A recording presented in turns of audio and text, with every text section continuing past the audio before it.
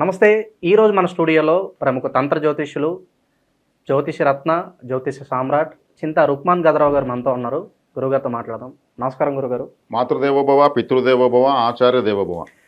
గురుగారు, శ్రీ విశ్వావసు నామ సంవత్సరంలో మిథున రాశి వారికి ఈ సంవత్సరం అంతా కూడా వీళ్ళకి ఎలాంటి ఫలితాలు ఉండబోతున్నాయి? ఆర్థికంగా, ఆరోగ్యపరంగా అన్ని విధాలుగా ఈ కొత్త సంవత్సరం వీళ్ళకి ఎలా ఉండబోతుంది మిథున రాశి వారికి? ఈ 2025-26 విశ్వావసునామ సంవత్సరానికి గాను మిథున రాశి వారికి శుభాకాంక్షలు తెలియజేస్తూ, ఈ రాశి వాళ్లకు 10వ స్థానంలో ఈ సంవత్సరం అంతా శనిగ్రహం సంచారము, అదేవిధంగా మే 15 నుంచి గురుగ్రహము జన్మస్థానమందు, మే 18 నుంచి రాహువు భాగ్యమందు, కేతువు తృతీయమందు సంచారము. దీని ప్రకారం తీసుకుంటే వీళ్లకు ఆదాయం 14, వ్యయం 2, రాజ్యపూజ్యం 4, అవమానం 3. అంటే ఆదాయ వ్యయాలు చాలా చక్కగా అమర్నాయి. 14 ఆదాయము, వ్యయం 2 అంటే 12 మిగులుబాటు ఉంది. రాజ్యపూజ్యం 4, అవమానం 3. ఇది కూడా పెద్దగా తేడా ఏం లేదు. ఒక విధంగా చెప్పాలంటే ఒక హుందాగా ఉండగలిగేటువంటి పరిస్థితి అయితే ఉంది. ఇక్కడ ఆదాయ వ్యయాలు ఆదాయం ఎక్కువ చూపిస్తుంది, కానీ జన్మస్థానంలోకి గురువు వచ్చాడు. జన్మస్థానంలో గురువు అంతా విశేషంగా యోగించడు. అందున ఈ రాశికి బాధకాధిపతి, మిథున రాశికి బాధించే గ్రహం గురువే. బాధకాధిపతి జన్మలోకి వచ్చాడు అంటే హుందాగా ఉంటారని అన్నాను. కాబట్టి ఇక్కడ వీళ్ళు మొహమాటానికి పోయేదానికి అవకాశం ఎక్కువ ఉంటుంది. అబద్ధం చెప్పలేక, అంటే నో చెప్పలేక సరే ఇబ్బందుల్లో పడే అవకాశం ఎక్కువగా ఉందంటారు. ఈ మొహమాటం అంటే కొంతమందిలాగా కొన్ని దిగజారి మాట్లాడినట్టు మాట్లాడలేక, మొండిగా ప్రవర్తించలేక అటువంటి పరిస్థితులు ఉంటాయి. కాస్త కడుపులో గ్యాస్ట్రిక్ ప్రాబ్లం వచ్చేదానికి, అసిడిటీ వచ్చేదానికి అవకాశం ఎక్కువ ఉంది. జీర్ణ వ్యవస్థలో కొంచెం ఇబ్బంది వచ్చే అవకాశం ఉంది. కానీ ఇప్పుడు వైద్య సదుపాయాలు చాలా సులభంగా అందరికీ అందుబాటులో వచ్చాయి కాబట్టి ఈ విషయం గురించి పెద్దగా ఆందోళన చెందాల్సిన అవసరం లేదు. మొహమాటం వల్ల నష్టపోతారని చెప్పచ్చు. కానీ దశమంలో శని ఉన్నాడు. వీళ్ళకు శని భాగ్యాధిపతి, అష్టమాధిపతి, అర్ధశుభుడు మాత్రమే. ఆయన అక్కడ జలస్థానంలోకి వచ్చాడు. కాబట్టి ఈ శనిగ్రహం ద్వారా విశేషమైన ఫలితాన్ని ఆశించలేం. తర్వాత భాగ్యంలో రాహు ఉన్నాడు. భాగ్యరాహువు మంచివాడే. తండ్రికి ఏదైనా అనారోగ్యం చేయడము, తండ్రి సంబంధికులకు ఏదైనా అరిష్టంగా చెప్పచ్చు. భాగ్యస్థానంలో రాహు ఉంటే, భాగ్యం ఉంటే తండ్రి కారకుడు ఎవరు? రవి. ఆ రవిని బాధించే వాళ్ళు ఎవరు? రాహువే. కాబట్టి పితృ సంబంధమైనటువంటి అరిష్టాలు ఏదైనా జరిగేదనే అవకాశం ఉంది. దాన్ని కొంచెం జాగ్రత్తగా చూసుకోవాలి. అది తర్వాత భాగ్యంలో మిగిలిన విషయాల్లో రాహు బాగా వీళ్ళకి సపోర్ట్ అవుతాడు. సో వీళ్ళకి ఆర్థిక పరంగా కూడా బాగానే ఉంటుందంటారు సంవత్సరం? ఆర్థిక పరంగా బాగానే ఉంది. కొన్ని సందర్భాల్లో ఈ మొహమాటం వల్ల వీళ్ళు నష్టపోతారు, తెలిసి నష్టపోతారు. అది కూడా సో ఏ విధంగా అంటే డబ్బులు ఇచ్చి వెనక్కి తిరిగి రాకపోవడం, చీప్గా బిహేవ్ చేయలేకుండా వీళ్ళు నష్టపోతారు. అది నేను డబ్బులు పోయినా అని నా క్యారెక్టర్ దిగజార్చుకోలేదు, అతను తిన్నాడు పోనని వదిలేశాను అనే విధంగా పరిస్థితులు ఉంటాయి. కాబట్టి 3వ స్థానంలో కేతువు. వీళ్ళ ప్రయత్నాలు అనేవి ఒక్కోసారి సఫలీకృతం కావు. కేతువు 3వ స్థానంలో ఉంటే దిగ్బలం పొందుతారు అంటారే, కానీ ఈ రాశికి కేతువు పాపి, ఈ రాశికి గురువు పాపి. కానీ రాహువు శని ఇవ్వాలంతా ఇస్తారు, కానీ జన్మంలో గురువు వచ్చేక్కడికి ఇబ్బందికరంగా ఉంటుంది. తప్పు చేసే అవకాశం దగ్గరికి వచ్చినా తప్పు చేయరు, చివరి క్షణంలో వెనక్కి వచ్చేస్తారు. కాబట్టి కేతువు గురువులు ఒక విధంగా వ్యతిరేకం చెప్పచ్చు, రాహువు శని వీళ్ళకి అనుకూలం చెప్పచ్చు. స్వతహాగా మిథున రాశి వాళ్ళు దిస్వభావ రాశి కాబట్టి వీళ్ళకి సంబంధం ఉన్నవి, సంబంధం లేనివి కూడా వీళ్ళపైకి తెచ్చుకునేస్తారు ఒక్కో సందర్భంలో. ఆ విషయంలో కొంచెం జాగ్రత్తగా ఉండాలి. అదే మొహమాటానికి వీళ్ళు నష్టపోతారని చెప్పాను కదా. గురువు మొహమాటాన్ని ఎక్కువ ఇస్తాడు. ఏ గ్రహం ఇవ్వదు మొహమాటాన్ని, ఇచ్చేది గురువే. ఎందుకంటే హుందాగా ఉంటాడు కాబట్టి, అది జన్మంలోకి వచ్చాడు కాబట్టి, బాధకాధిపతి కాబట్టి. వీరు చేస్తున్నటువంటి పొరపాట్లకు ఇంట్లో వాళ్ళు కూడా అభినందిస్తారు. ఏదైనా ఏమని మనకు 10 రూపాయలు పోయినా కానీ గౌరవంగా బతుకుతున్నాం, ఆ గౌరవం చాలు మనకు అనే తృప్తి ఉంటుంది. ఇక అలా గురుగారు ఈ సంవత్సరం అంతా కూడా సొంత ఇంటికలా నెరవేర్చుకోవడానికి, అలాగే కొన్ని వివాహ ప్రయత్నాలు చేసుకుంటే సఫలీకృతం అవుతాయి అంటారు? వివాహ ప్రయత్నాలకు అంత అనుకూలంగా లేదని చెప్పాలి.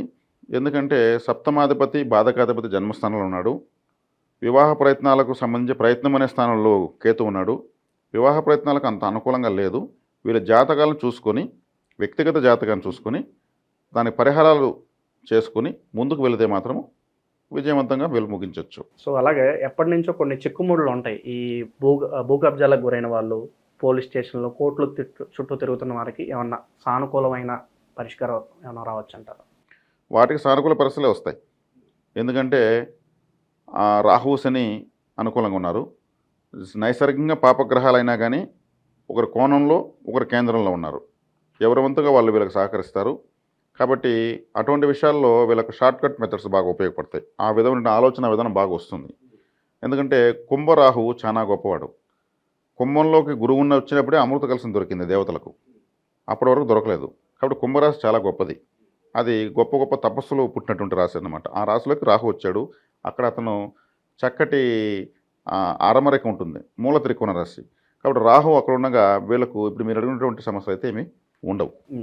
ఇక గురుగారు, వైవాహిక జీవితం ఎలా ఉండబోతుంది? చాలామంది అడుగుతూ ఉంటారు. భార్యాభర్తల మధ్య సంబంధాలు కావచ్చు, చిన్న చిన్న విభేదాలు ఉంటే కూడా తొలగిపోయే అవకాశాలు కనిపిస్తున్నాయి ఈ కొత్త సంవత్సరం. వైవాహిక జీవితాలు తీసుకుంటే గురువు లగ్నంలో సప్తమాధిపతి లగ్నంలో ఉన్నాడు కాబట్టి హుందాగా వ్యవహరిస్తారు ఈ రాశి వాళ్ళు ఈ సంవత్సరం చెప్పాను. కాబట్టి ఏదైనా గొడవలు వస్తే కూడా సర్దుకొని పోతారని అర్థం. నాలెడ్జ్ పెరిగిపోతుంది.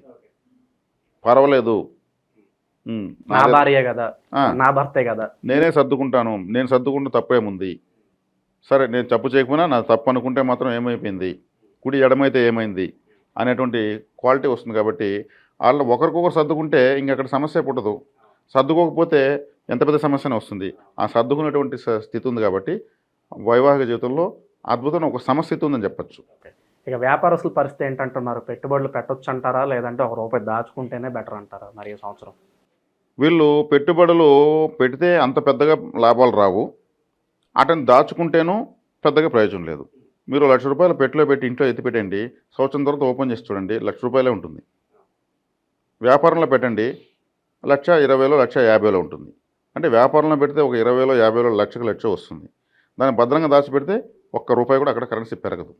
కానీ లగ్నంలో ధనకారకుడు గురువు ఉన్నాడు కాబట్టి వీళ్ళకు విశేషమైన లాభాలు రావు, అటన్నీ నష్టాలు రావు. మధ్యస్థంగా ఉంటుంది. అయినా తృప్తికరంగా ఉంటారు, చాలా తృప్తిగా ఉంటారు.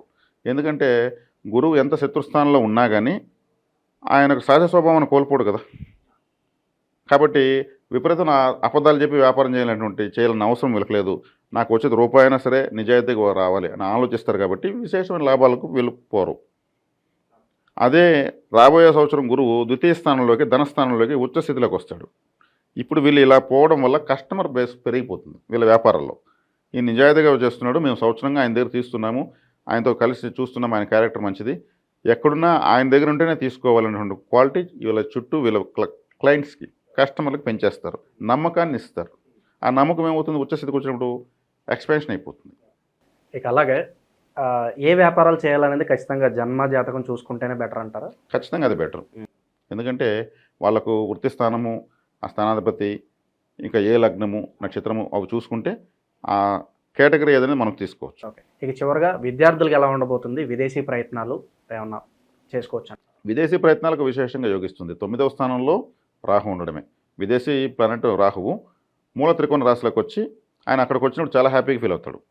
మనకి ఇష్టమైన ప్రదేశానికి పోతే మనం వల్ల గంతులేస్తాము. ఆ రాహువుకి కుంభరాశి అంత గొప్ప రాశి అనమాట. కాబట్టి ఆయన మూల త్రికోణ రాశి అదొకటే. కాబట్టి విదేశీ ప్రయాణాలు ఇచ్చా బాగుంది. అక్కడ పోయి వెళ్ళి పెట్టినటువంటి దూర ప్రాంత ప్రయాణాలు, వ్యాపారాలు, బంధుత్వాలు కలిసి వస్తాయి. ఏదైనా దగ్గరగా ఉంటే కన్నా వీళ్ళు దూరంగా వెళ్ళడం వల్ల మాత్రం మంచి ఫలితాలు వీళ్ళు ఆశించవచ్చు. ఈ కొత్త సంవత్సరం అంతా గురుగారు విశేషమైన ఫలితాలు రావడానికి ఈ రాశి వారికి మంచి రెమెడీస్ ఏమైనా ఉంటే తెలియజేయండి. ఈ రాశి వాళ్ళు ఈ సంవత్సరం మంచి ఫలితాలు పొందాలంటే మధుర మీనాక్షి ఆలయ సందర్శన అద్భుతమైన ఫలితాన్ని ఇస్తుంది. అదేవిధంగా గురువాయూరు శ్రీకృష్ణ ఆరాధన చాలా మంచి ఫలితాన్ని ఇస్తుంది. తిరుచెందూరు సుబ్రహ్మణ్య ఆరాధన మరింత విశేష ఫలితాన్ని ఇస్తుంది. ఎందుకు గురువాయూరు అంటే గురుగ్రహం లగ్నంలో ఉంది, శ్రీకృష్ణుడు గురు స్వరూపంగా అక్కడ ఉన్నాడు. అదేవిధంగా వీళ్ళకు నేను ఏం చెప్పాను, మధుర మీనాక్షి అని చెప్పాను. బుధగ్రహానికి అధిదేవత ఆమె, బుధుడు ఈ రాశ్యాధిపతి. ఆమె మధుర మీనాక్షి కూడా గ్రీన్ కలర్లో ఉంటుంది, పచ్చగా ఉంటుంది. అక్కడ ఆమె మీనాక్షి మీనరాశిలో శని ఉన్నాడు, సముద్రంలో ఉన్నాడు. కాబట్టి సముద్ర తీరంలో ఎవరున్నారు, ఆలయాలు ఏమిటి, తిరుచెందూరు సుబ్రహ్మణ్యేశ్వర స్వామి ఉన్నాడు. కాబట్టి మీనాక్షి ఆలయము, తిరుచెందూరు ఆలయము. కాబట్టి మీనరాశిలో శని దిగ్బలాలను పొందడు, వృత్తిలో ఆటంకాలు, ఆలస్యాలు ఇస్తాడు. కాబట్టి 10వ స్థానము బలపడుతుంది, వీళ్ళ జన్మ లగ్నము బలపడుతుంది. మీనాక్షి ఆలయము, తిరుచెందూరు సుబ్రహ్మణ్య ఆలయం. ఈ ఆలయాలకి సందర్శిస్తే సరిపోతుందంట. చక్కగా అద్భుతమైన ఫలితాలు తీసుకోవచ్చు. సో ఓవరాల్గా మిథున రాశి వారి కొత్త సంవత్సరం ఎలాంటి ఫలితాలు ఉండబోతున్నాయో మీ మాటలు అద్భుతంగా వివరించారు గురుగారు. ధన్యవాదాలు. ధన్యవాదాలు.